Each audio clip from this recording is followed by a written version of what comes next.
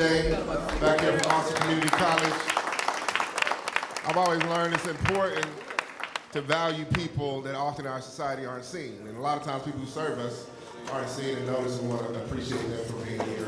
We want to encourage you today to fill out the evaluation that was handed to you on your way into the room. When you complete that evaluation, if you don't have an evaluation, you can raise your hand. We can get one to you.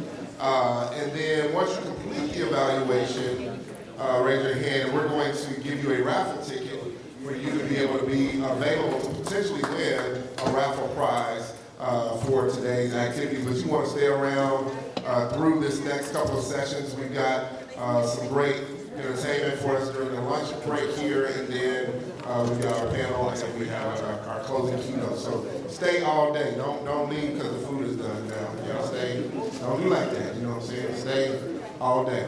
All right. So we want to invite Joe Manhood to come up. He is going to be introducing himself and some others who will be offering some spoken word for us. Keep your hand raised if you need an evaluation. We'll get those to you. And then when you're done with the evaluation, we'll have you raise your hand again, and we'll come back and pick those up for you. And you can get references. All right, Joe. Tell us what you know, Joe. You got it with beat, yeah? Oh my God. Found out something different. Whatever you don't take away. This is number one. Tell yourself you can't. Tell yourself, not today. Say you're not able. You can't afford it. You're too hot or you're too cold and no one else wants to. I mean, why does it always have to be you? You don't feel right. This doesn't feel right. I mean, they're going to say no, or they're going to say yes, or they won't say anything and you'll fail. You'll fail and they'll laugh and you'll die. You will die right there. So just give yourself any reason to avoid or evade. Let's just cite every drawback, cop out. Tell yourself anything, and I mean anything, to help you believe that you should do nothing, and say it loud enough for me to hear you, so that I can call you a liar to your face, so I can grab you by your neck, pull you from the muck and mire of your self-pity just to wash you with the waters of what I believe, because I believe you should end. I think you should die. I think all your lives should cease, so that you could live the life that you have held on back order, like the shoe actually fit. You ain't allergic to the light, you just don't want it on you, and I don't get it, because that's all I've ever seen come out of you when your arms aren't folded. Let's acknowledge that you even have arms. Quit complaining that you don't have the strength, because if that was the truth, you wouldn't hold on to things like you do. You are not a prisoner. You're a warden in a one-person jail, and what's worse, you're a workaholic. Wreak havoc on your hopelessness. Subtract it from the whole of you. Believe a little less in your doubts. You can't say that this is all pointless if you don't pick your head up and just look where it's pointing you. Scream, I love you, in a crowd loud enough for just you to hear it, and just revel in all of that nervous happiness. I believe that's called glowing. You are everything you wish you were. You just don't wish to realize it. Pass on the place of outside opinion unless you can be fed without suffering from the indigestion of indecision. Turn why didn't I into why didn't I sooner? Change I don't know from question to statement, and quit whining unless you're trying to make someone laugh, thereby making yourself a superhero. Accept your own friend requests and quit fighting with yourself unless you're just sparring. But when you need to get it on with anyone, and I mean anyone trying to knock you down, I ain't saying look for a fight. I'm saying don't run from it. Right. Pretending it's not there does not mean it will play a long file or restraining order on your self-restraint and be the devil under all of those little demons of yours. Just because you created them don't mean they get an easy ride today. And quit reading all your little motivational posters, because we know you ain't listening. You're probably not even paying attention to the poem. It's called life. And it happens. You better act like you want it, but it's not yours. It's a path. It will twist and it will turn, and yes, you will go where it goes, but I heard if you walk it just right, you get to rest while those not as far along as you ask you for the directions, and should you reach the very end, there's only everything waiting for you with the honor of a memory. I mean, you are so much more than your misery, but it's not to me to be you. I'm just happy that I know you.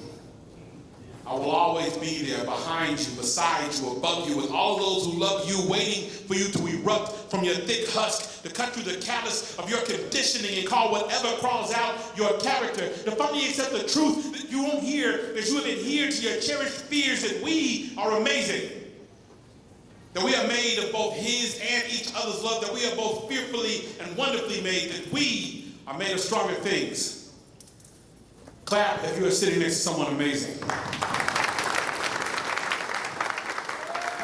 Clap, make some noise if you are next to someone who is here because they believe they can become better than what they have been. Because all they are doing is looking towards their potential to become amazing and be the example.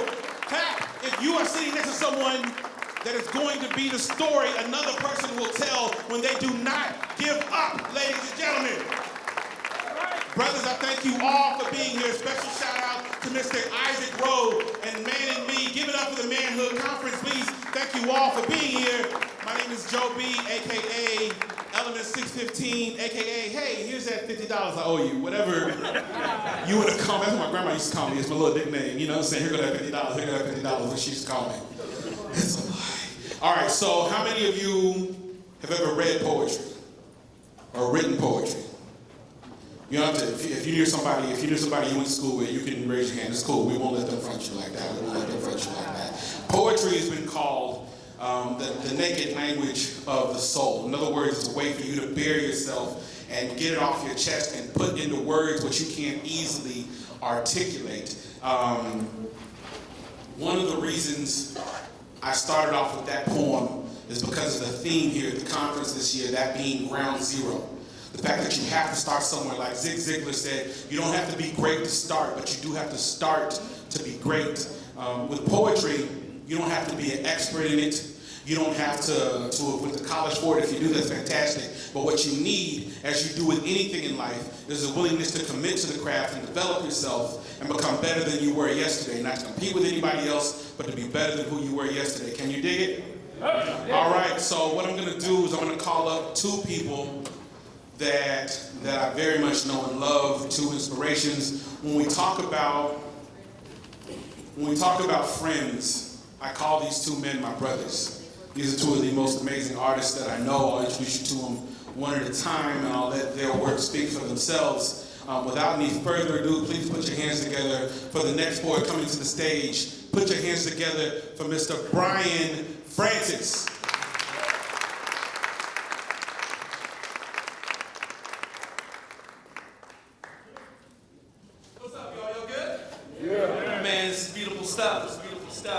All right, so this poem, it was a brother that was sitting with us in the green room, so I actually wrote like the last half of this poem when I was sitting there today.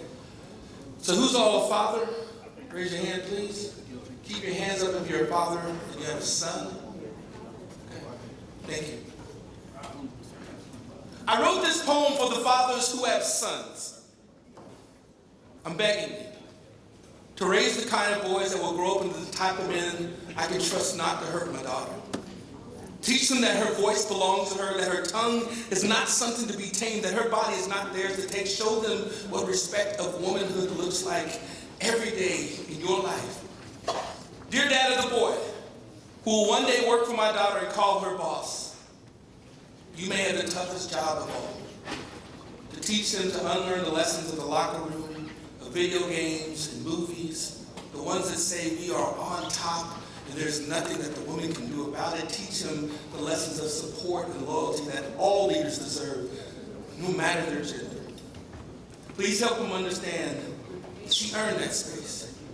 It was not given to her, that she did not take anything from him, that just because he says yes ma'am does not mean that he is less of a man. For the fathers whose boys will see her on the street, sit next to her in class, meet her at a bar, hell, just share the world with her, please remind your sons that they are all carried and nurtured by a woman first.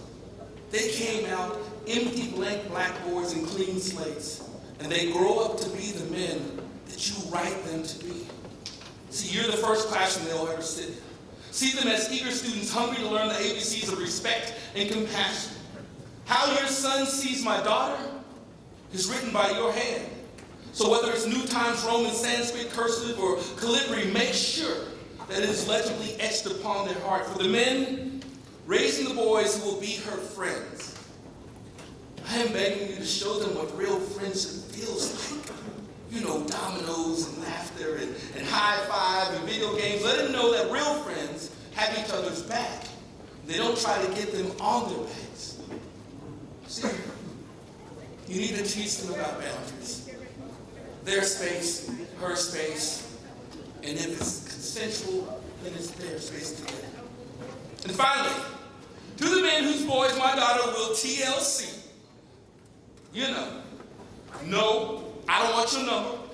No, you can't have mine. No, it's just not my name. No, I will not date you. Teach them the etymology of the word. No, I will not go home with you. Tell them its origin. No, I will not sleep with you. It's early 13th century. No, I don't love you. It's Proto-Germanic, source Old Norse. No, I will not marry you. No, no, no. Let them know. Her rejection is not an invitation for their insecurities to come up. Her no is not a challenge to their egos. It has the very same meaning and authority when you told them when they were 2 years old, no, don't touch that. No, you can't have that.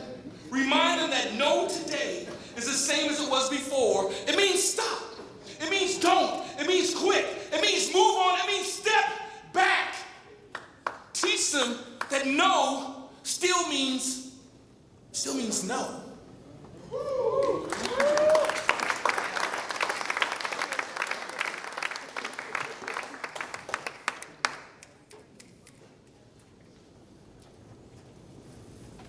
So I grew up reading the poem If by Rudyard Kipling. We know his history, being a racist and all that stuff, but there are lessons in every place that you look. Every place you look. So I challenged myself when I was 16. I'm like, I'm going to write the next if. This is my if. It's called obligation. I have come to believe that God has put within each of us the ability to achieve, and that he has granted us with wisdom and knowledge to see the real men. Man, real men make their own destinies. And what less than think of challenges you and I see as opportunities. I mean, doesn't it just stand to reason like nature? Every man shall have a season. A season to be born, die, and kill. A season to mourn, cry, and kneel. That moment in time when your purpose is true and clear. When you make dreams and realities and live without fear of loss, commitment, or lynching. Standing face to face with your demons and never once flinching, never once running and show enough, never hiding, but believing in self while in God abiding. See, a real man knows that he is third. Behind God and family, his dreams deferred, working every day to build new tomorrows and kneeling every day to pray away old sorrows. With each and every mistake he makes, he takes a step closer to wisdom. See, he knows exactly where he's going, but he never forgets where he's from. He's intolerant of intolerance. He uses God not to condemn but to uplift, because he has come to understand that sharing his fears and dreams, that's part of being a man. And that crying's not for the weak. It's really a sign of strength, and that the true measure of a man can't be bound in length. He doesn't preach life lessons. He simply lives them. And he no longer hates his enemies because he has learned to forgive them. And for those that have been blessed with less, he extends his hand, his compassion, but he shows them respect. Because inasmuch as you have done it to the least, you have done it to the Lord. And that's why for the young, he gives them so much more. He's that daily example of how a good man fights life's war through kindness, compassion, and a giving heart. Embracing the simple notion that we are all a part of the whole. See, we're connected to one another, mind, body, and soul. That's why he greets every man like he was his father or brother, and treats every woman like she was his sister or mother. Because the journey of a man begins as a mother's son, and the poet Element says that a real man ain't worried about what will and won't make him look like one. There ain't no easy button to manhood. It can't be bought. It can only be earned.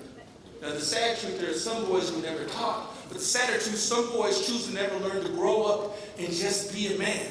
They choose to be that grown Peter Pan, never knowing love, never showing respect, and never owning responsibility, just grown as Peter Pans, but without the stability that they can live just 60 seconds worth of what Kipling knew. That they can survive every struggle that life would put them through, knowing when to keep their head and that their word is bond, and that the journey of a man is not only to run his race, but it's the pass of the tongue. See, that's why a real man knows that there's pride in his name. So before the Francis boys leave the house, my dad, 6'4" of military fatigue, would say, son, remember who you represent and bring my name back the way you found it. Because it only takes a moment of selfish ignorance to tear down what's taken generations of good men to build, and even a lifetime of unselfish sacrifices, barely enough time to fulfill your obligation to make a difference here. So you can make a difference there. What's up, man?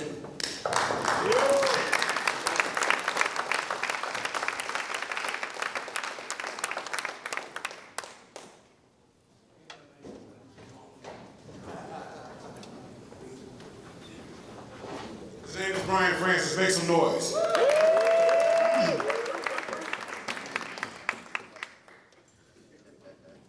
I sat in the car in front of your grandparents' house last Christmas, staring at the door, scared of what was going to happen when I knocked. I was afraid that I would recognize the look on your face as the look of a child who didn't recognize the man in front of him. I might even scare you with my glare. And if you didn't hide behind your grandmother's dress, you'd ask to be excused to your room, hiding in fear of that man that was here, hoping he would just leave so that you could enjoy your Christmas Eve. I stepped outside of the car in front of your grandparents' house last Christmas, staring at the door, scared to death of what was going to happen when I knocked. I let the cold air embrace me. I let it prepare me for the reception I anticipated I'd be receiving. I stood there believing that upon my entry, my lungs would freeze from the cold and I'd be caught in the crosshairs of your contempt, exempt from your love and respect as a result of my abstinence, my paternal abstinence, my neglect. I wonder how long you waited for me.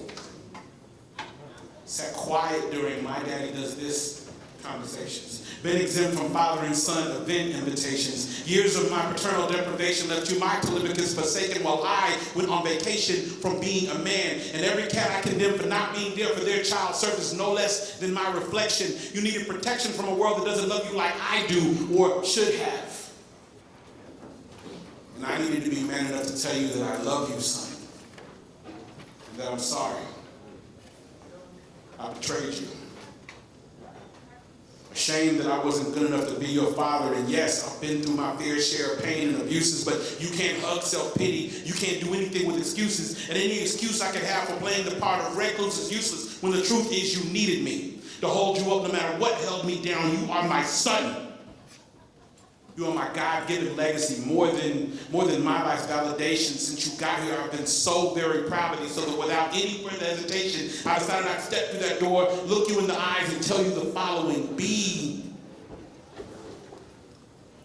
the kind of man you want your daughter to bring home. Condone no less than the best from you, yourself, and those you know can achieve it. When someone tells you that nothing, believe it. When someone gives you a compliment, receive it, but don't bask in it. The weight of an accolade can only slow you down. Live every day of your life no less than living your life with the faith of a lover, the conviction of a bullet, and the patience of death. Cherish those you love like the air you breathe, and may you regard a whisper a pleasure, an innocent kiss an honor, and love a must. Refuel yourself with passion refined from lust. Put on the wing. God doesn't cease to trust. Put on the wings of the morning. Fly past your past, over yourself, and into the dawn of a future worth leaving behind you. Never let the pain haunt or linger, and I will always be there to remind you of this and that I love you like I needed to do that night. So I took step by step to the door, traversing all the miles of yesterday it took for me to get to it. For you, I got over it. For you, I got through it. I raised my hands to the door of your grandparents' house. For you, my child, I knocked. Thank you.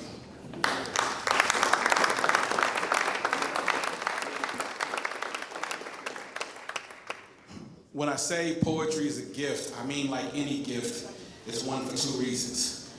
When God gives you whatever he gave you, whether it's poetry, singing, music, oration, speaking, whatever he gave it to you for two reasons. For one, to figure out who you were, to help discover yourself. Because there are certain things you can't say to other people. So he gave you that gift so that you could be able to decode and interpret yourself and express yourself in any way you see fit. And once you master that gift, it becomes a gift you can give to everybody else.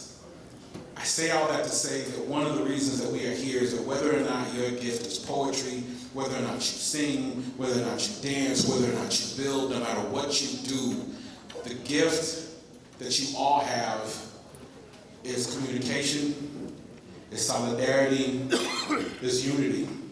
So raise your hands, do me a favor, raise your hands if you've ever pulled yourself out of a situation you saw no way out of.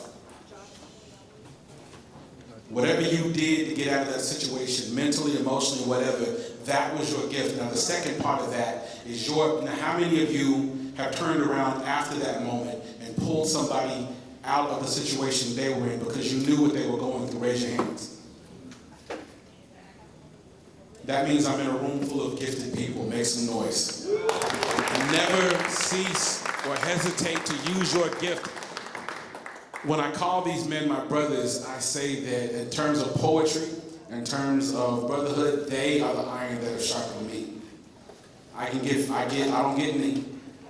I get further with my brothers than I ever will by myself. And this next poet I'm finna bring him to the stage. Is like I said, he is one of the pieces of iron that has sharpened me. He is my friend, he is my inspiration, and he is about to read poetry to you. Without any further ado, please put your hands together for my very good friend, Mr. Christopher Michael.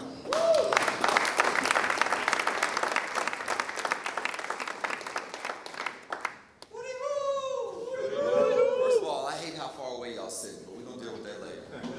I want to begin by giving God the glory for gracing me with gift to pick up a pen and write a rhyme and inject into your mind with line to line what I'm feeling from time to time. Give praise that I'm omniscient, omnipotent, omnipresent, power of places me the power of speech, command, and spoken word, allowing you to enjoy the things you've heard. And finally, I want to thank the Father for firmly fixing me the foundation of His love and favor, for placing my tongue a most delightful flavor. I'm feeling the fact that the Father affords a feminine figure to free fellas from frustration with temptation to touch these tantalizing tart starts my stomach doing stunts I can't stand it. I can't negate these nasty narrations, these naughty notations that navigate my neurons. Her body's to blame like moths to flame. My mind migrates into the marriage of this milky, magnificent, vocal complexion. Her physical perfection demands my affection. Behold this beauty that bounds by my eye. My Dane is throttled. My bane is proud. My brain is bottled by the bounty of her breast. I'm blessed just to be by her. If the bounty of her breast were enough, you wouldn't believe the bricks she could bounce off her booty. Pure beauty. Look, I'm serious about the sexiness of this sultry siren. Even her sweat is sweet. I think if I think another thought about those thick thighs, oh my, why she's so fly, this hormone high as hell in my hips, highlighted by heaven's hands. And have you seen her hair? Even her hands are heavily, my heart's gonna hold, I can't handle this. Oh, have you seen her toenails? Perfectly painted, first time I saw them damn near fainted. Even the way she licks her luscious lips leaves you long to love her right. She's taken. You fight this to spend one night loving her right. She had the kind of curves a classic Corvette couldn't corner. So I knew that she would be waiting for my opulent offer of oration. So I stepped to her and she offered me her hand. And in response to this utter rudeness, I said, I'm sorry, miss, I didn't mean to disturb you. Please have a good day. Sons, brothers, gentlemen, every smile is not an invitation. Let her walk the streets in peace. My name is Christopher Michael. How y'all doing today? All right. So, continuing on with that, I would like to say that, so this is going to be like some more educational type things. You don't have to sit here and try to figure this poetry out. I'm just trying to tell you some things, okay? So let's say a woman is like the silence, and we only gonna say that as a metaphor that if you treat her with respect, she might be open and ready to be filled. And without it, there could be no sound. Okay? Can we get with that? All right. So if woman is that sweet, sultry silence, then sound must most likely mimic masculinity. Always ready to penetrate said silence. See, this is why children should be seen and not heard, especially little boys. Because too many little boys are penetrating the silence just for the pleasure of penetrating and possessing a piece of that silky, soothing warmth that makes silence so inviting. Boys, unable to or unwilling to care for the sound they send invading the pure ground of silence. See, men like to teach little words to grow up and become sentences. Men like to create words that will one day touch hearts like, I love you. Tell stories like, once upon a time. Men move like, I'm sorry. Bind the peace with treaties, create laws like the 13th Amendment, and mountains like words from God. But boys just make noise like the passion of flashes through an anal orifice. It ain't words, it's heat. feces and air. That's why little boys talk so much shit. An asshole under pressure, unable to turn verbal sounds into treasures. These boys have no idea how to give definition to the words they create. They like to play with their sounds, so they call themselves players. And hot air resonating over gold and platinum teeth does not increase its value. See, boys tend to think their ideas are bigger than what they are. And such a hurry to speak sliding sound into silence and unable to fully articulate their own thoughts. I mean, I wonder how many wonderful ideas we've aborted. Ideas that could have been brought to a world of, helped in a world of hope and doubt. Ideas that could have answered the very problems we pray about. Ideas that could have stopped small shrubs and orange clowns from taking root in the White House. What if we aborted the very Messiah we've been waiting for? And the only thing worse than an aborted idea is a misplaced word with no definition. A word wandering the world without meaning can do nothing but break the silence. And if silence is golden, then it should be forever treasured and treated with the respect that she deserves. Because without the silence, there could be no sound. Now, I've listened to the silence, two distinct sounds that speak life.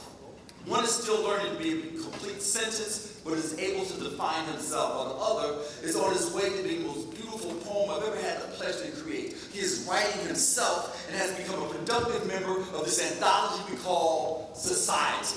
Men, just because you're in the presence of silence doesn't mean it needs to be penetrated. Brothers, hold your tongue and don't speak until the right moment of silence comes your way and you are able to give definition to the words you will create. Boys, you become men by learning to think before you speak, and it will serve you well to remember that without the silence, there could be no.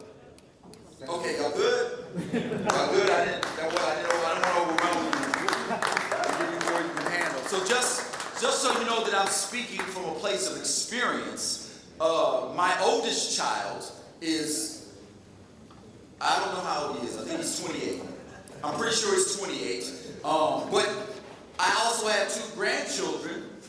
My youngest child is 17. Both of them are very successful in the things that they do. My 17-year-old is about to graduate high school, 4.56 GPA. What?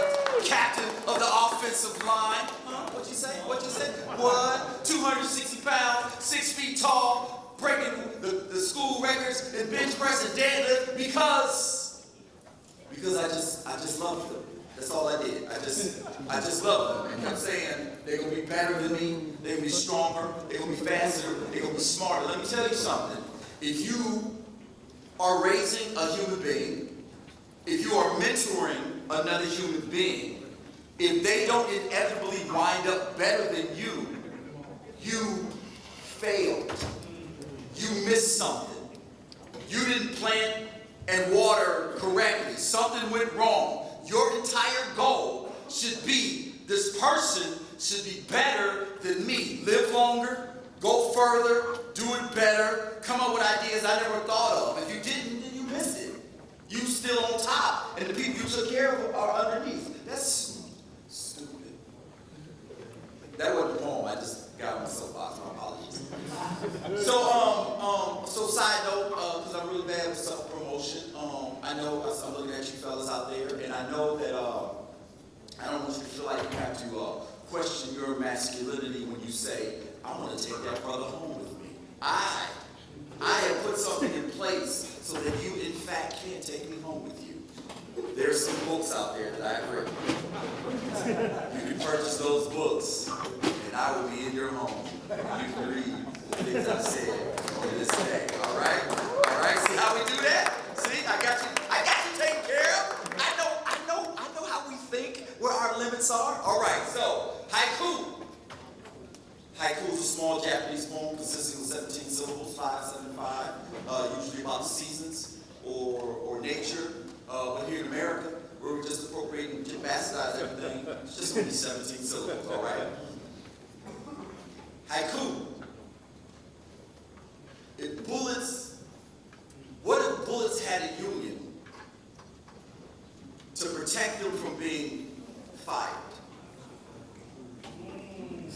I'm here, dressed, standing next in line, but I'm a holiday. I'm fasting from the taste of flesh. I will meditate in this chamber and pray for a better path. I might be known for firing off, but I refuse to spiral out. No ricochets, no punching holes in walls for me, so no matter how hard you squeeze, you won't trigger me. If the hammer falls, it will be in vain. I will not be getting innocent blood on my full metal jacket, tearing through anyone's school today. This would be a good time to take me back home and find a better way to deal with these bullies. Don't be the coward they accuse you of by getting me to do your dirty work. Courage is not extinguishing a life. Anybody can do that. Courage is standing strong when fear threatens to pistol grip your soul and squeeze an explosion out of you. Say no. Say stop. Ask for help. Have you bothered telling your parents or your teachers or just punching that bastard in his mouth? Excuse me, sir, but feeling down is not a good reason to pick me up, so put me down. I refuse to decapitate my way through the cavity of your skull. I will not block you out of your misery. I'm not your after dinner or midnight snack. I'm not your retirement package or pathway to peace. I will not be the last thing on your mind today. What if I told you? The voices of guilt will follow you to the next world, and my click, click, boom is not loud enough to drown them out. I'm going to give you something to be happy about, like the perfect number of holes you already have in your head. Someone loves you. You're valuable. I forgive you. I give you one more day to figure it out. Mr. Officer, I've been scoping the situation, and from my point of view, your life is not in danger. I will not justify this homicide and help you fill in this pre-drawn chalk outline. No one is dying to see it today. I will not be the exclamation point to irrational fear, hatred, ignorance, or just plain stupidity. Yes, I'm questioning your caliber. Your instincts stink. You need more training. That's an old man with a cell phone. That's a young man speeding to his wedding. That's a little boy peddling weed to feed his mom. Oh. Do black people really remind you of the shadows that haunt you? Here's a suggestion. Take your badge off and throw that at them. It's not like you know how to use it anyway. Haiku interlude!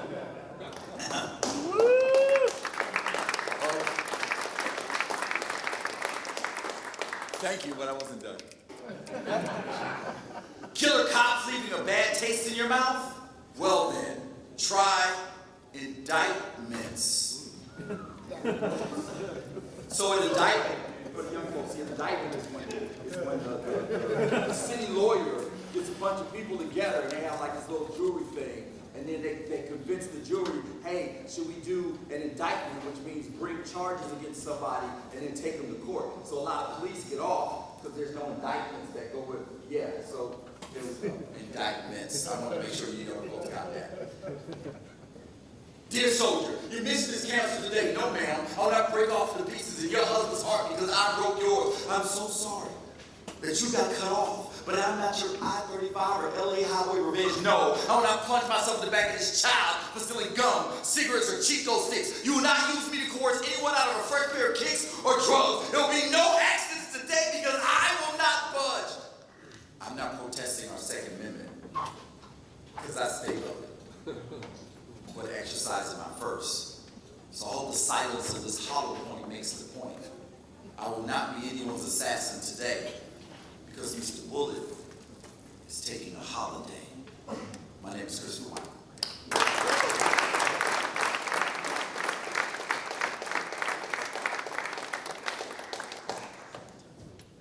Give it one more time for the poet.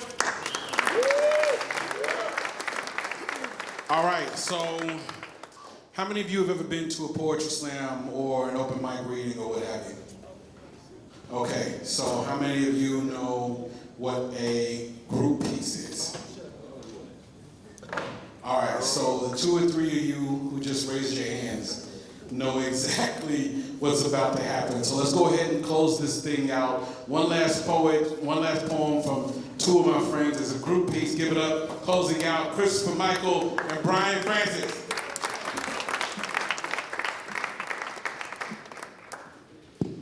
So before we get started, I just want to say that we're really happy to be here. This poem we wrote, so I'm Amy, African Methodist. And so my mother called me after the shooting in Charleston. And it rocked us because my mother was also at Bible study that same Wednesday night when the shooting took place in Charleston. So it really hit home with us. So this is the group, it's the Christian I wrote to speak to that issue. Charleston, South Carolina. block of Calhoun Street, about 8:57 p.m.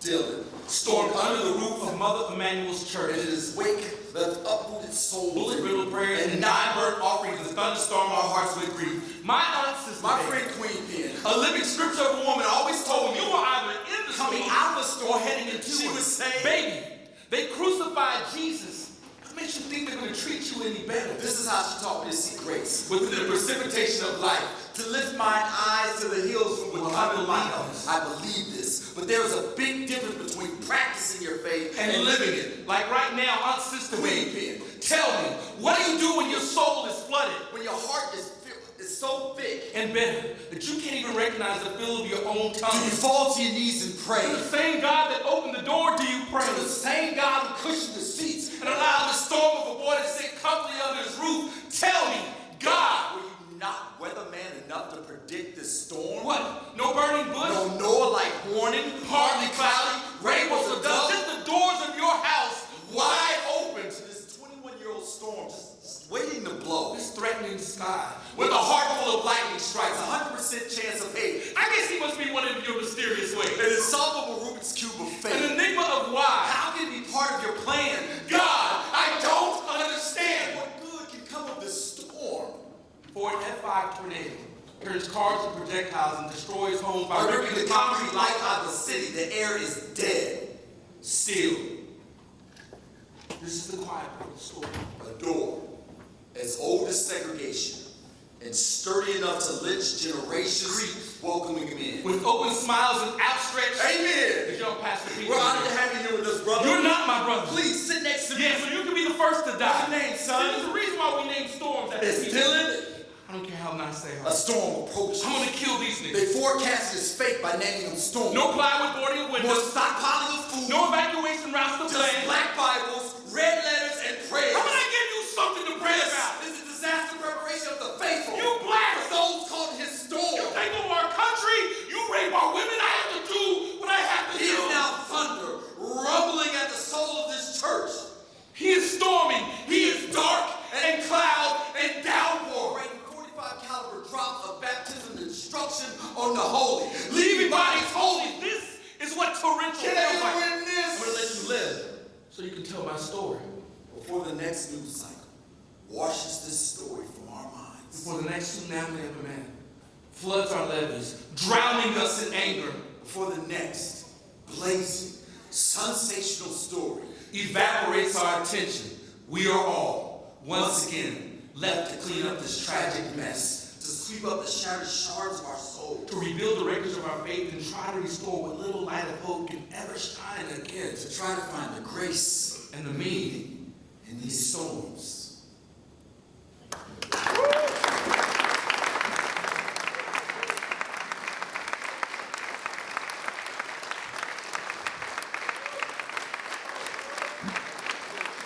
Give it up for Brian Francis. Give it up for Christopher Michael. My name is Joe B, a.k.a. Element 615. Find out more about us a little bit later. Thank you all for attending the conference. Stay here for the rest of it. Again, like the host said, don't be that guy. Don't just stay for the food. And do me a favor. Do me a favor. Look at everybody in this room wearing an orange vest right now. Do me a favor and put your hands together for everybody in this room wearing an orange vest right now. Everybody that you've seen wearing an orange vest right now. Everybody that's helped to put this show together, and especially Mr. Isaac Rowe over there. Make some noise for him as well. Thank you all for hearing us out, and enjoy the rest of the conference.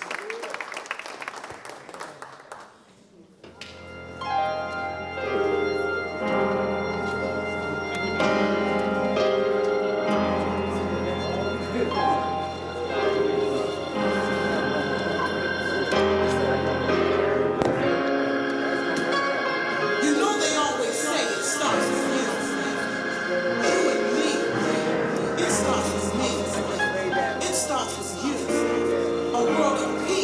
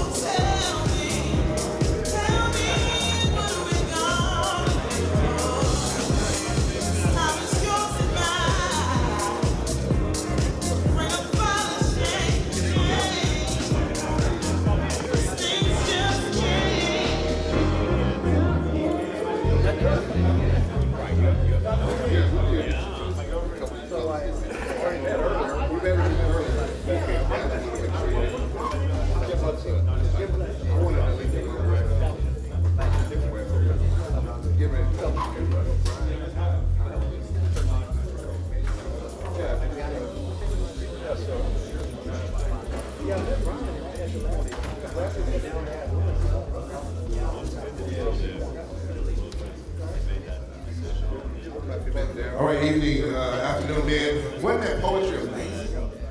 Let's give it up for our DJ over here as well. Laying down the tunes for us.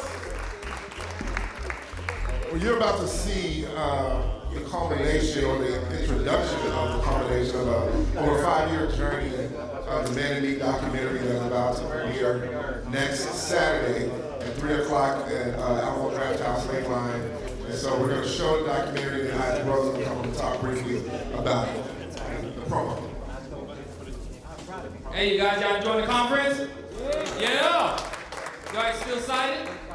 All right.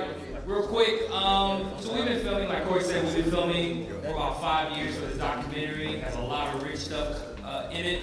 And what we have managed to do is to be able to have men and fathers share their stories, right? About from boyhood to manhood, about their father and how their relationship to what their father is and them being a father. And so we want to bring awareness of fatherlessness in our society. And so this film is going to be about that. It's real raw, it's real rich. And so it's going to definitely provoke your mind and your heart. And so we have this trailer. We want you to check it out. It's Alamo next Saturday, October 5th, Alamo Draft House Lakeline, 3 p.m. We do have tickets available. And our Paul's going to go ahead and cue that trailer real quick.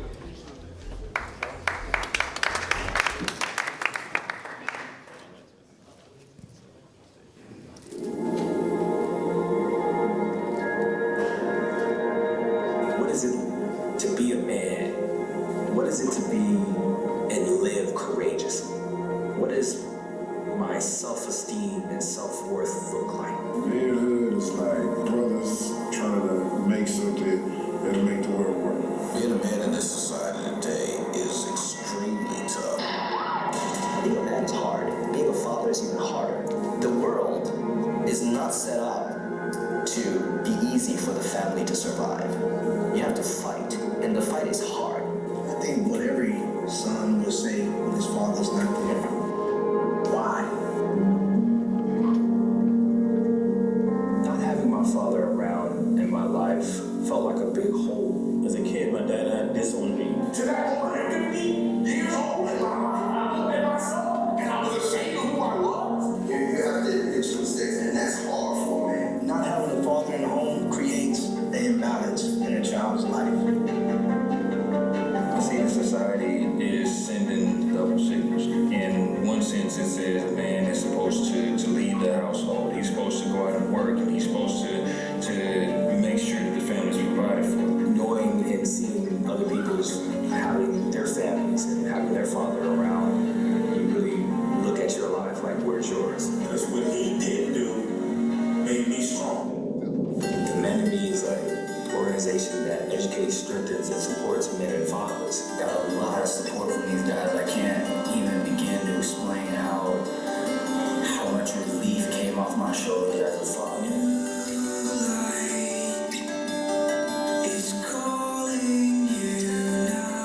I thought I was alone in this fatherly thing. We wanted to just have a safe space for them to be able to be themselves, to be real, to be authentic, to let down their guard. I know sometimes the weight of society and pressures of life weigh us down. Fathers are those who walk, talk, and live the example. Every man should be in a position to where they're bringing somebody up, or have someone to help follow it. Love being there.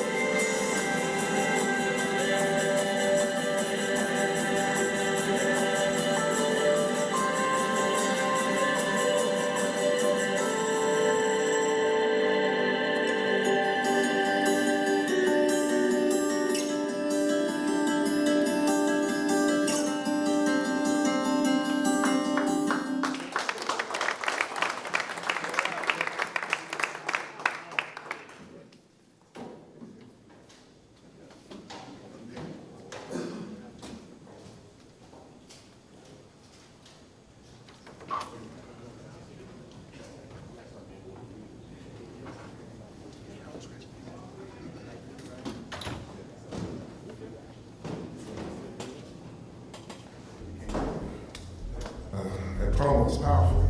And I hope that you all have bought your tickets if you haven't already to get to the Man and Me documentary next Saturday. We're going to have a panel now. It's going to be featuring some of the speakers who have been here today. You've been able to read their bios in our program. So we want to invite them to come up now for this interactive session as we talk about being under construction. So we have Mr. Michael Cox, Mr. Joshua Banks, and Mr. Marcus Griggs. All right, coming on up.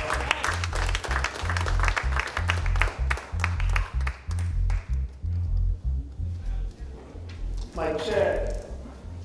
I have some. This is paper, right? Wonderful. Come on up, Marcus Griggs. So, I'm going to give you a brief history about what I'm about to do and how this came to be.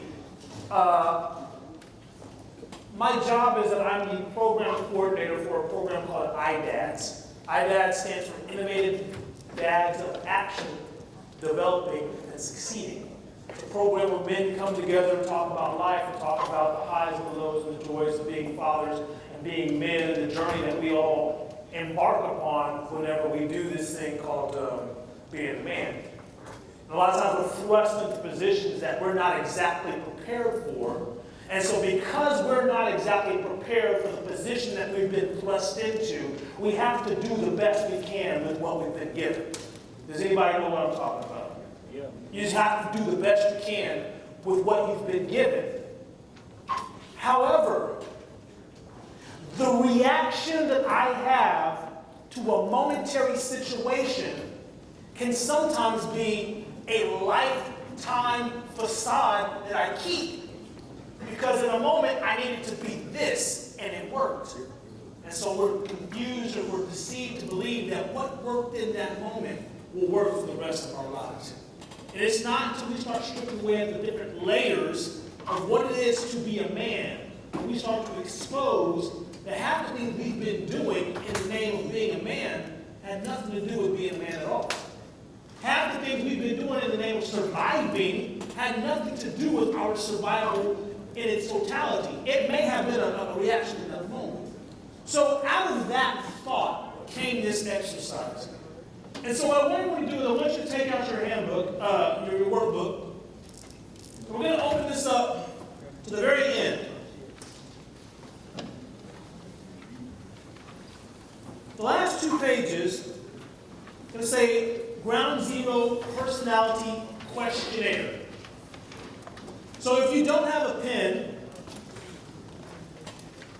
raise your hands and we'll get you one. This is going to be a journey that we're going to take together. I'm going to ask you to do me one favor. And the favor is be as honest with yourself as possible when we go through these questions. Now, what we're going to do is we're going to have this microphone right here. I'm going to turn it around because what I want this to be is an interactive discussion. So it's not going to be just me or Marcus or Michael talking to everyone. We're going to be talking with everyone. And so I want you to be as honest and transparent as possible as you can be on your paper. But if you feel like this is something you want to share with the group as a whole, no one's asking you to put your business on Front Street. But I guarantee you, an answer to a question you might have may be an answer to a question somebody else also has. And hearing your side of it might help them feel like their situation isn't so isolated. Because we as men do one thing very, very well, and it's killing us every day. It's called isolation. And so we talked about we're going to build together. And so that's what this session is going to be about. So I'm going to sit down. And we're going to go through these things. What I'm going to do is at a certain point, actually I'm going to stand up. At a certain point, we're going to go through, I'm going to write down some of the different answers to the questions that people have had. And then we're going to ask the room to talk about this and see what kind of stuff comes up. So you guys want to play along? Y'all game? Yeah. Y'all sound like y'all didn't have some barbecue. You guys want to play along? Yeah. All right, good. I have a clicker that I have to learn how to use. Describe the type of man you are in 3 words. Question number 1.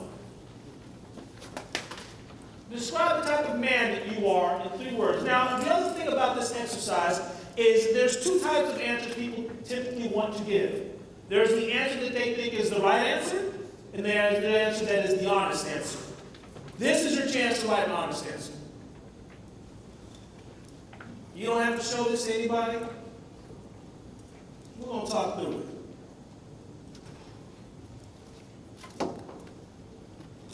Describe the type of man you are in 3 words. You know I'm going to play along too as much as I can.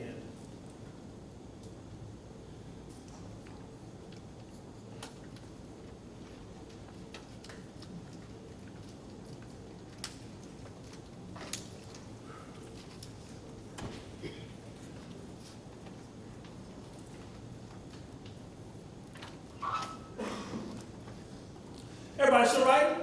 Everybody good? Everyone pretty satisfied with their answers? Okay. I'm just going to start bold real quick before I ever go to my guys on stage. Who's got an answer that you wrote down that you would like to share?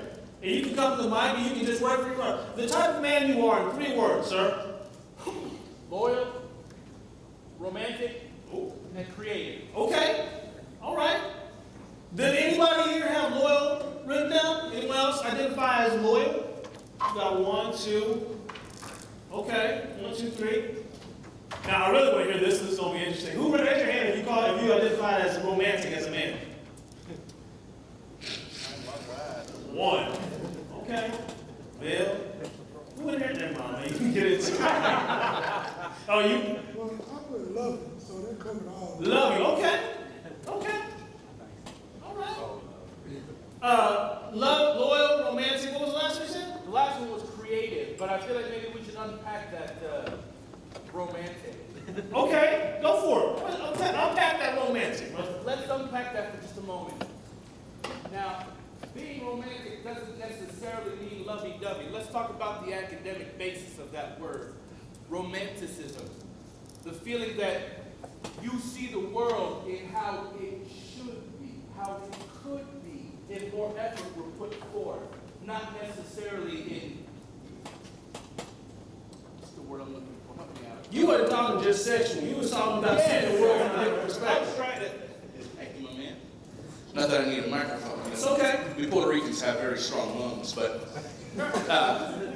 what I'm saying there is that it doesn't mean intimate always. Romantic can be just based in romanticism. So hopefully you guys are feeling me when I say romantic, yes, can be intimate, but that intimacy comes from also a hope, a desire to see things as they could be, maybe with a person, but in my definition, has more to do with worldview. It's good. There's a term called romanticizing something, and that means when you look at something, you make it appear to be better than what it might actually be. And we have a tendency to romanticize situations and peoples and things that happened in the past. So that's good. I like that. It's a very honest answer. Griggs, what you guys got? I stay pretty surface level. So husband, father, and son. And I put son last because I left my parents' home. And so now I'm responsible to my wife first, and then to my children, and then the role that I have as a son. That's why I put it that way. You said husband, father, and son. Let me ask you a question. No. Anybody write anything like that? Husband, father, son? Anybody? Yeah? I got a question. Go ahead. I find it fascinating that you put your first responsibilities to your wife and not your kids. Most men, they put their kids first before their marriage. You know what I'm saying? And so they kind of put it in a lump sum, right? Instead of putting her individual needs first over the kids. I find it very fascinating. Why did you do that? I think in the role that I serve in the local agency has to do with like domestic violence, and so I work with a lot of kids that have seen the impact of a husband not taking care of their wife properly. And we know that women can also be abusive towards men, and same-sex couples can be abusive towards each other, but primarily it's the man that is doing that towards the female. And so I know that at some point, my children, my son and my daughter, are going to leave my home, and I want for them to be able to enter into a relationship where they have respect for themselves because they've seen their father respect their mother. Wow. Wow. What you got? Yeah, so I put genuine, Okay. uncertain, Uncertain. Interesting. ready. They ready. All right, it's a comedy thing. Uncertain. I need you to unpack that for me, please. So you think about I think about the many roles that I play. So I think there's some of the contrast between the uncertain and the ready is there's times where as a husband I have no damn clue. But yet I think I'm figuring it out, so I'm ready to figure it out. As a father, I don't have a clue, but I'm ready to figure it out. And so I'm at that place where, and I think they all kind of fit together. I'm 43 years old. I think I've done some things. I've accomplished some things. Man, I got a ways to go, I hope. And so I'm ready to see what's happening. I'm ready to see what's going on. But there's a level of fear in me, too, because I had 3 boys coming behind me. I'm ready for the challenge. I'm ready to do it, man. But I don't know. Is there anyone, by a show of hands in this room, has experienced the uncertainty that comes with needing to make a decision and not knowing if it's the right one? How have you dealt with that? Yeah. Right, sir. How have you dealt with that in times past? What have you done whenever you've been in a moment of being uncertain? Especially as it relates to the idea of, oh, I'm a man, I'm supposed to do this, or I'm a man. Because we put a lot of emphasis on being men. It's because I'm a man, I'm supposed to, whatever it is. And sometimes I don't know what that answer is. How have you dealt with that?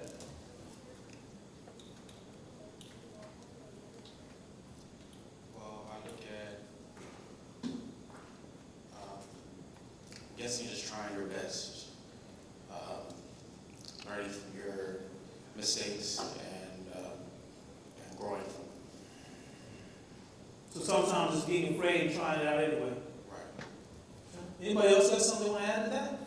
Go ahead. You got it.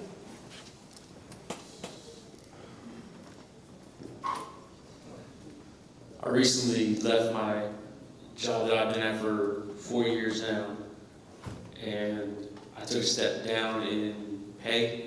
I took a step up in hours I'll be putting in, and I was terrified because I found out I have another baby girl on the way, and that's gonna be time away from that. That's gonna be money that I don't have to take care of her, but it's what I want to do.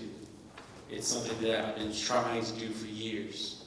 So yes, I'm scared. I am terrified, but I get up every day, wash my face, walk out that door ready to make the best of it. That's good. Let's give it a hand. So now that we pretty much get the gist of how this is going to work, we're going to continue on to the next question. And so the first question, we ask the question, describe 3 words that describe the type of man that you are. Next question, write down 3 words that describe the man that you would like to be.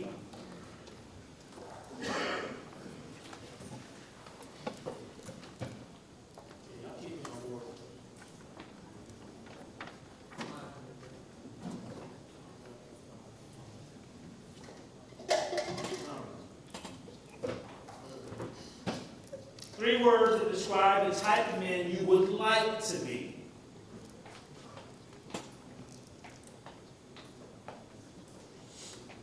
And it's not to say that you're not necessarily that thing. It's just, it's what we're talking about. Something you would like to be.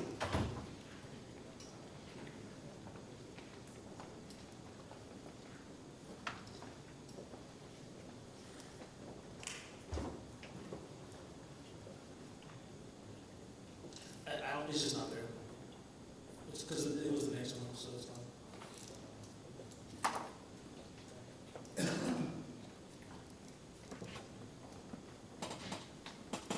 Interesting how to do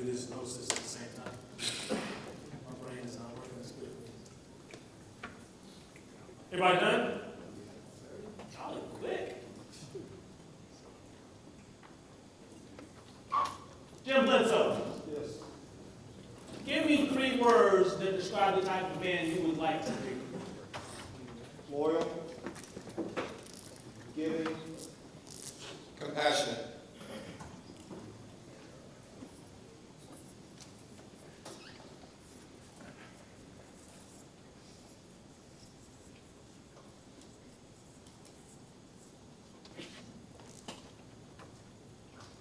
You, sir, right here in the front with the glasses. Yes, sir. 3 words. I put down confident, consistent.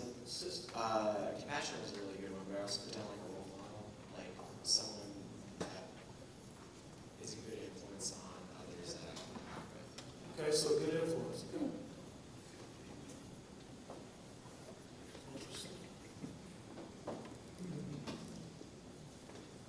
Anybody else in here say anything about being confident? Strong. Strong? Okay. That's not just physically, that's emotionally, right? So we're seeing, anybody else have something very similar to that? Decisive. Secure, decisive, okay. Assertive. Assertive, okay. These are all words that kind of wrap around this whole idea of being able to make the right move at the right time.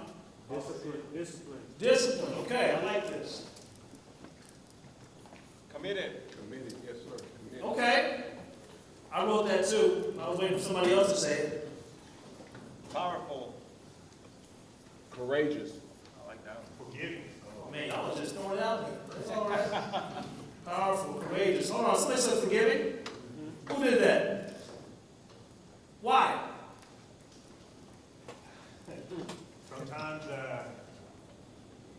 Sometimes it's kind of tough to forgive, and because you got so much stuff weighing down on you, you got to make these decisions that sometimes are on the spot decisions. So sometimes they get you people. Has anyone in this room dealt with unforgiveness? I want you to define for me, what is forgiveness for you? Forgiveness for me is something I've been going back and forth with my lady, and just recently, in fact. Forgiveness for me would be letting go of something I can't change and accepting that it's a part of my growth.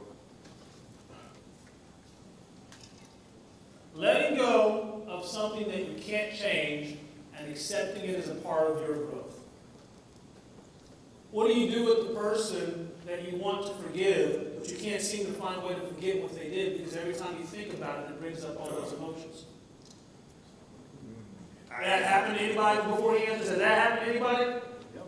Okay, so we'll make sure this is a relevant question. Please, sir. I don't cash them off immediately, but I minimize my access to them.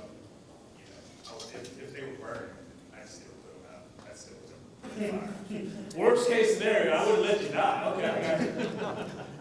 Good. Can you guys speak to that, please? What do you do when you know that forgiveness, because let me just throw something out, and you correct me if I'm wrong. Bitterness is tied to all kinds of sicknesses. Bitterness is tied to all kinds of diseases, cancers, hypertension, heart attack, high blood pressure. Bitterness and unforgiveness is tied to a whole laundry list of things that are killing men, by the way. And so it would be fair to say, or safe to say, that unforgiveness has been killing a lot of brothers. Yeah, it is. So what do you do when the pain associated with the event is something I just don't know how to deal with? Yeah, so there's a couple things you hit on. One thing I think about forgiveness is, I always describe it as ball and chain, right? If you got a chain and you tie it to a chain or to a ball, and that's got you held in a spot for a while, it's when you release it. You don't forget the pain, you don't forget the experience, but you determine now this thing's not holding me back anymore, I get to move forward. And so in forgiveness, sometimes you have the adage we've heard people say, the forgiveness is for you, not for that person. And so you're not letting that person, what they did and what they were about, control who you're going to become. So being able to step away from that chain. Say that one more time. You're not going to let the person or the situation control who you're going to become and who you are. Because with non-forgiveness, unforgiveness, is I am still tied to you. I'm still tied and connected to that. And so therefore you're defining everything about me. You're defining who I am, what I'm going to do, and how I'm going to respond. I'm not going to forget. And I think the benefit is not forgetting is helping me remember where do I not want to be anymore. And so I'm not going to stay connected to that individual, I'm not going to stay connected to that experience, but I do remember what it did. And so it lets me catapult and move forward. So forgiveness really is just for me. To learn how I get away from that circumstance, what did it do, and what did I learn from that experience. So the forgiveness, it's about me. You may not change, I don't have control over you, but I get to determine what I'm going to do moving forward. And unfortunately, we had an experience, we had something that went on in our lives, but can I use that to catapult me to where I want to go? I like that. I had a friend named Isaac Rose say, unforgiveness is allowing the person that hurt you to live rent-free in your mind. Absolutely. Yeah. I got another one too. I'm joking. I got one. What you got? Forgiveness is for one purpose only, and that's to forgive yourself. Give yourself peace. When you choose to forgive, you choose to understand that neither you nor anyone else is perfect, and that there is nothing worth sacrificing your peace of mind. Oh, yeah, go ahead, sir. Yeah, it's kind of ironic that we were sitting here while we were eating and we were talking about unforgiveness. And one of the things that I feel that has worked for me is doing the opposite of what you would normally do if you haven't forgiven someone. Okay. Normally when you haven't forgiven someone, you kind of cut them off. You distance yourself from them. Okay. But somebody that you are in good standings with, you're more willing to do for them. So a lot of things that happened for me in the past is, because that's what my brother asked, he's like, well, how do you forgive? Mm-hmm. And for me, it's just like an action, because you don't forget about the thing that they done. I mean, that memory is still there. But the action is loving them unconditionally. Unconditionally is, it doesn't matter the circumstance, it doesn't matter, you know, like you say, you can't change that person. So you will still do an act of love or giving or caring. You'll still do that to that person regardless of what it is that they've done to you.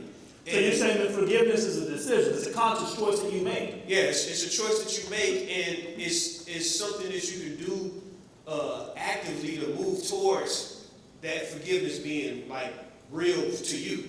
So let me throw this out there, and I don't mean to cut you off. So we've heard forgiveness is a choice. We've heard forgiveness is necessary, and we've discussed that unforgiveness is killing us. Would we agree that that's pretty much accurate? Here's what I want everybody to do on your paper. This is just me freestyling, so flow with me for a little bit. Under question 2, if you've got some space on your little open lines, spontaneously write the name down of 2 people it would probably do you some good to forgive.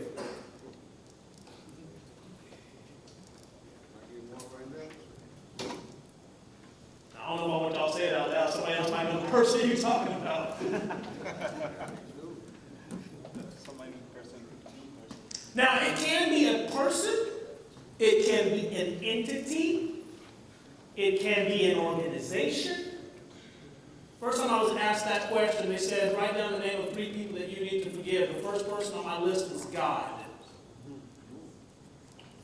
You know why? Because I was told all these things he was going to keep from happening, and when them things happened, he was the first person I wanted to blame.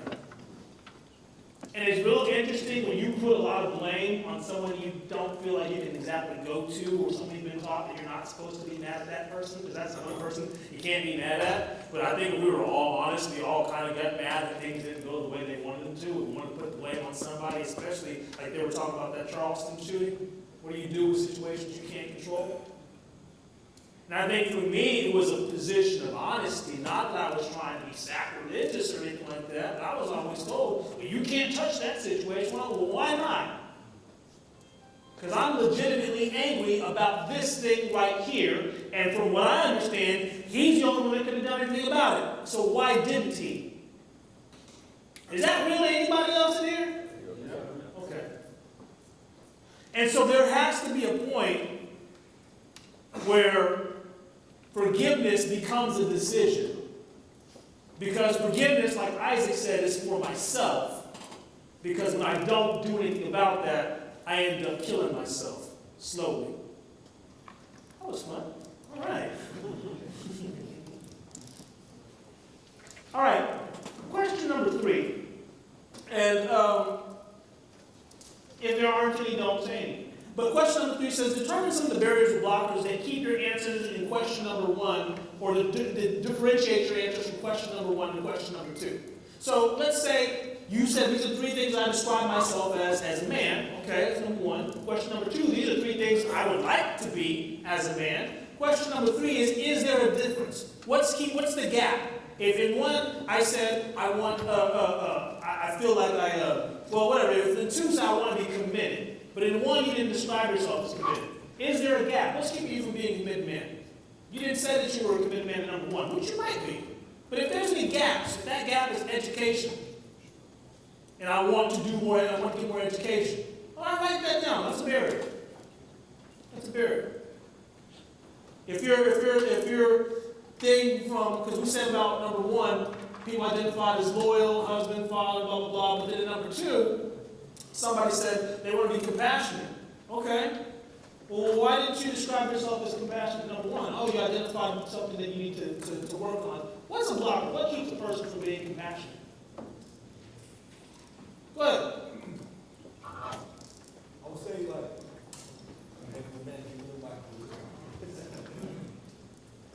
I would say first and foremost, yourself becomes, you're your greatest blocker and barrier. Okay. What do you mean by that?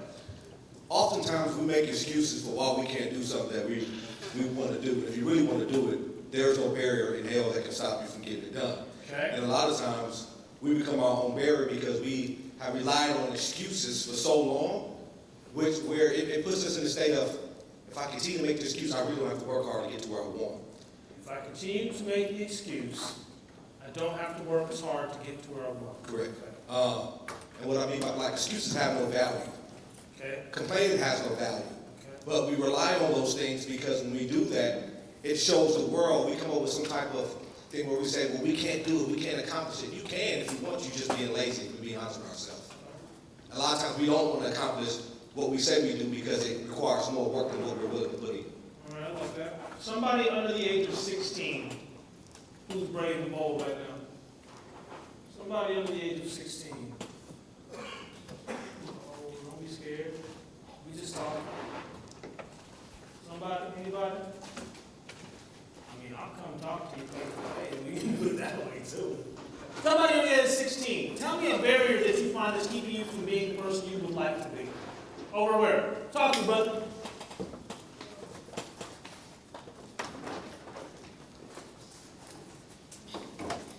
Not forgiving somebody not forgiving somebody that I really love. Okay. So unforgiveness can be a barrier from you being the person you need to be? Okay. That's fair. I like that. I like that. Go ahead, sir. I'm 17, I'm not 16, but a barrier and a blocker, I say it's like the circumstance that you're in. So it could be like, let's say, like a mental trauma or a physical trauma. And like, it can be like a barrier. Like, so let's say you broke your hand, right? Or whatever. Let's say you broke your leg and you said like, I want to be in the NBA, but you got a broken leg. And then when you try to recover and you're going through physical therapy, then you can't be as active and athletic as you used to be. And he said, well, I can't do it because that I can't do it, my leg don't work correctly. Or let's say you messed yourself up in a car accident. Oh, I can't be the man I used to be because this situation. No, you can't. You just got to put it in your mind and say, I can do it, but I need to try in order to do it. Tell me one thing that you wrote down on your paper that you feel is a hindrance for you. For me, like a blocker for me would be like people. Sometimes people like that. The way people are. Some people are like. Some people would try to stop you. So like some people would try to be your worst enemies, and some people are trying to like manipulate your mind, and they'll tell you you'll never do it. So like sometimes certain people with certain attitudes, they'll get to you. So like you need to be with people that have the same mindset as you have. So like my mindset is growth. Like when I say growth is like being a better man, being a better person. So if I hang around people that are irresponsible and are not going to do something with their life, then I'm putting myself in their same position, and I don't want to be in that position. So if I'm putting myself with people who are going to go and do something with their life, or people that are going to be responsible, and people that are going to get me out of trouble, I need to put myself with those people. Because like for instance, at school, I find myself hanging around people that do bad stuff, crimes and bad things like that. And then I start to put myself with those people, and then guess what happens? I get in trouble at school. So I need to start putting myself with good people, because those people are going to get me out of bad situations. Not the people that do bad stuff. The people that do good stuff, they're going to teach me, hey, you need to do this and this and this to avoid drama, and that's why I can learn from it. So raise your hand in here if you've ever felt that people were the reason the things stand between you and what you wanted. Raise your hand if that's when you felt that people were getting in the way. Very, very interesting. You like to say something, sir? Yeah, I thought. You thought? Yeah, I thought so. Okay, I like it. Used to. You know, a lot of the blockers that we have, and you guys please jump in. I find that a lot of the things that we consider to be blockers and hindrances in our lives are usually figments of our imagination. Anybody identify with that statement? Am I just the only one that says that? Because there are some legit blockers out there. There are some legitimate things. If you want to buy a house and you ain't got good credit, guess what, baby? That's a blocker. That's a blocker. I think you gentlemen talked about here when you're saying that sometimes it's laziness, sometimes it's folks just not doing what you're doing to accomplish something. I think the thing I'd add or maybe even change to that is that sometimes we haven't learned, right? We've learned over a period of time how to respond, how to engage, what's going to be my blocker, whether it's people or instances. I haven't learned how to do differently. I haven't learned that there's potential in me to do differently. And so we learn that to experience it. We talk about mentors, we talk about coaches, different people in our lives. But when I have had a chance to see, all I've seen is failure. All I've seen is crap. All I've seen is a bad way to deal with people. I have yet to learn differently. And so I think the thing for us is learning that we can do it, because I agree with you. But the thing is being able to know, what does that look like? Right. What does it look like to accomplish it? So what does it look like to overcome a barrier? And many of us, there are many that have never seen it. Is it in you? Yes, it's in you. But you have never seen it, learned it, or therefore you don't know if you can do it. Well, and I think that goes exactly to what my brother said over there, is that many times you become a product of your environment. And if all you do is surround yourself with people that all they have to offer are the things that are blocking you from whatever you want to be, you're doing it to yourself.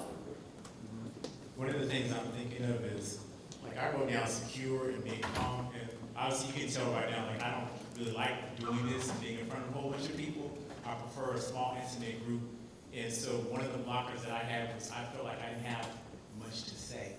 Like, I knew I had a lot to say, but I never put myself in a position to be able to do so. So I started giving affirmations to myself that I am an effective communicator.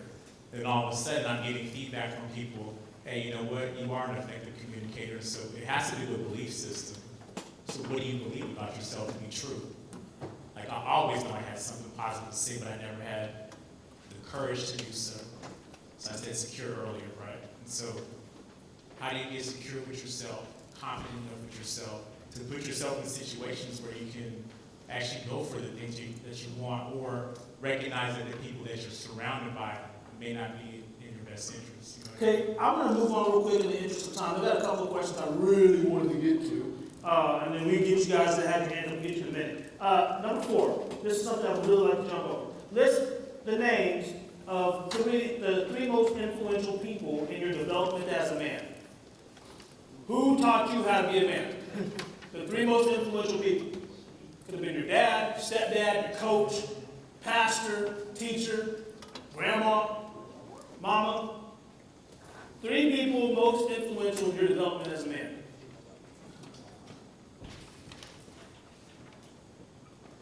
Mine was my dad, mine was my youth pastor, and mine was my my principal at the first school I went to. 3 most influential people in my development as a man. We're going to real quickly go through this, but anybody write someone other than your dad? Real quick, shoot them out. One name. Bad example. Okay, next. Son, next. Absent father. Okay, next. Who? Principal. What you got, brother? Okay, what you got? Grandfather. Somebody got anybody else there? What you got? God, okay. My wife, interesting. Go ahead. Life, okay. Anybody got anything else? Yeah. Sister, okay. What's up? Your uncle. Three most influential people in your life in terms of your development as a man. I want to go to the next question because I think this is interesting. Of the people listed in question 4, who would be the most proud of your current development and why? From that list, who would be the most proud of your current development as a man and why?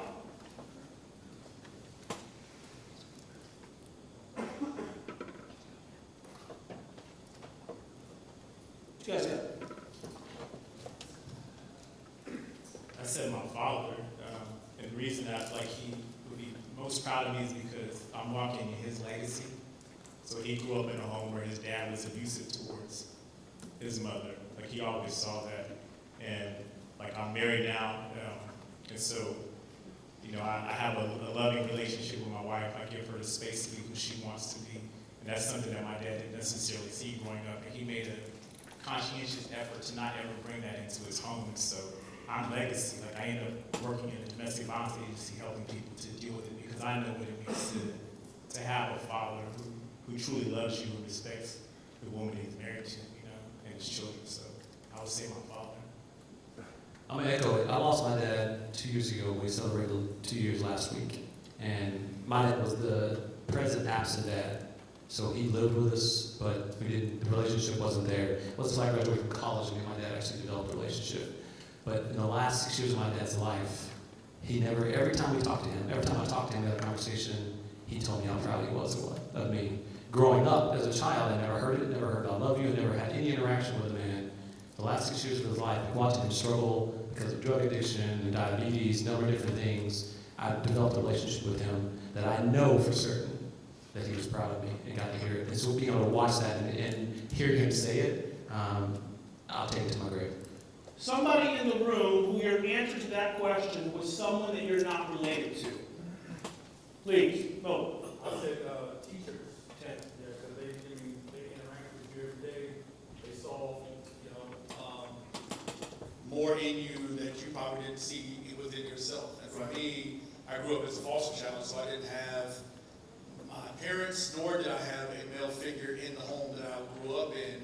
And so the affirmation came from those who saw me every day. And so like my brother said here, when I was around those people who were negative influences, those people didn't give up on me and categorize me with the people I hung out with. They kept affirming me to say that you're going to be something great. Love it. That's awesome. I'm going to jump very quickly to the last question. And I wanted to stop on this question because to me this is one of the more important questions. Not necessarily the most, but probably the one that we don't talk about the most because we're men.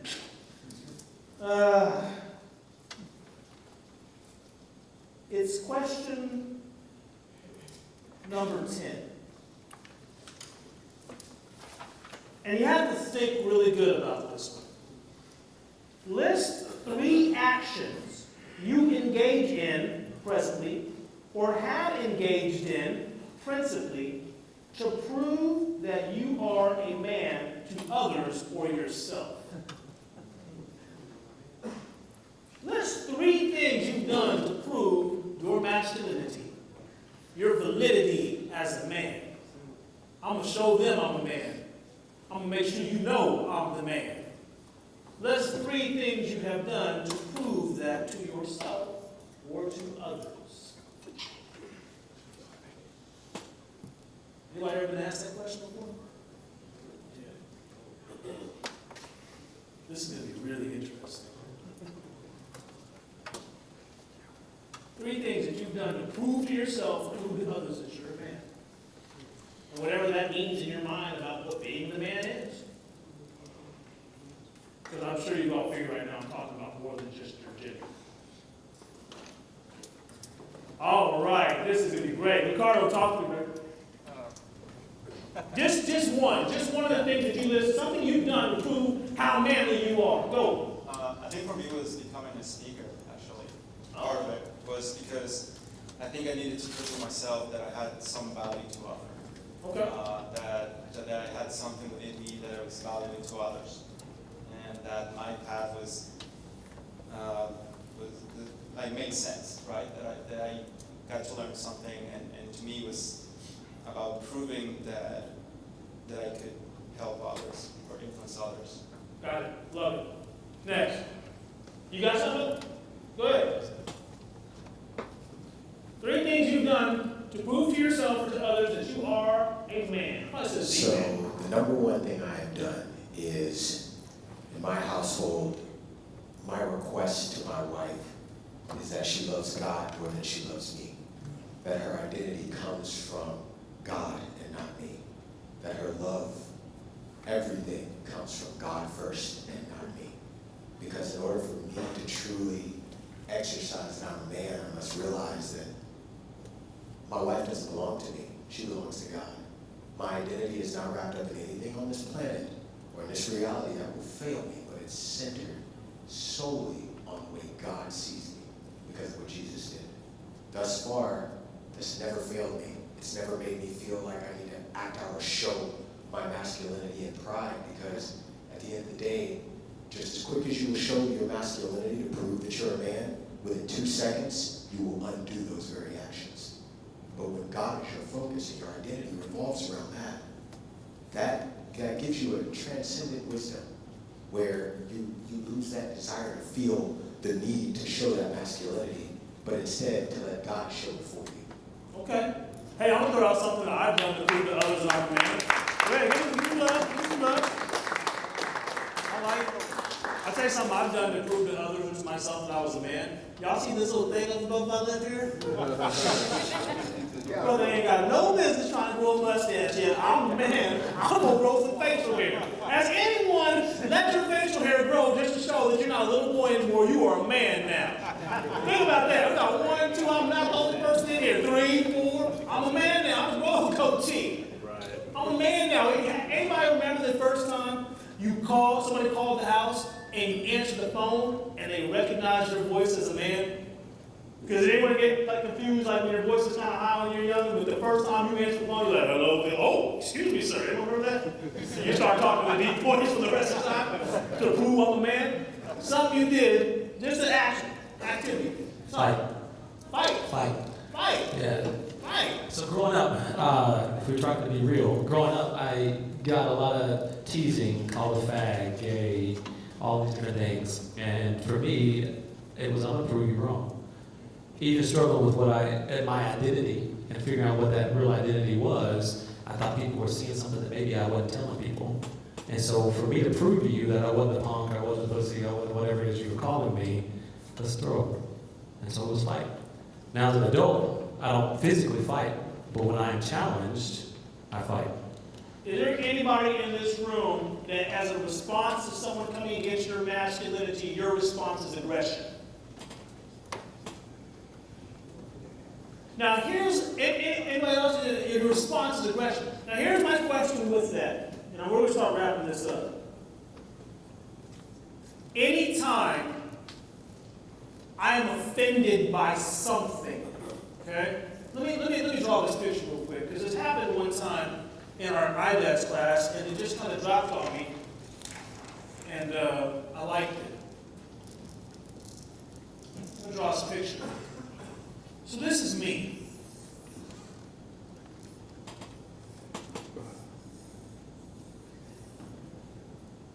Okay, this is you.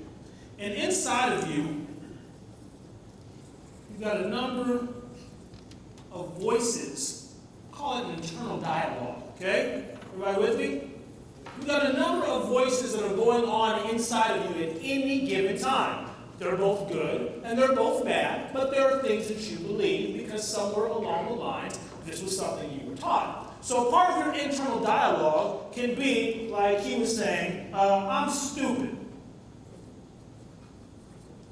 Why? Because somebody at one point in your life said you were stupid and you respected and loved that person. And so, you know what? I do stupid things. You know why? Because I'm stupid. Okay? Or maybe you were in school and you weren't the quickest learner. So somebody said to you one day, oh, you're slow.